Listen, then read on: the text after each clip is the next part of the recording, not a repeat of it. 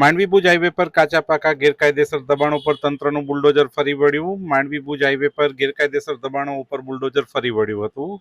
Kutch collector પ્રાંત કચેરી મુન્દ્રા અને માર્ગ મકાન વિભાગ માંડવીના માર્ગદર્શન હેઠળ આજે માંડવી મામલતદાર કચેરી, માંડવી નગરપાલિકા અને માંડવી પોલીસ સ્ટાફ દ્વારા ગેરકાયદેસર દબાણ હટાવવાની કામગીરી કરવામાં આવી હતી।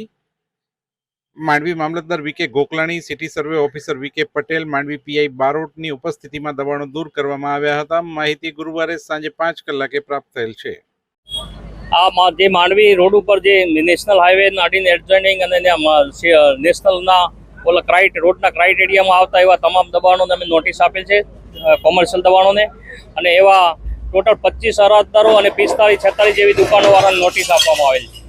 એમાંથી આજે 11 અરજદાર અને 24 જેવી દુકાનો અમે આજે ડિમોલેશન કરેલ છે। મહેરબાન સાહેબ, કલેક્ટર સાહેબની સૂચના ડેમોલેશનની આજે આખા જિલ્લામાં ચાલી રહી છે।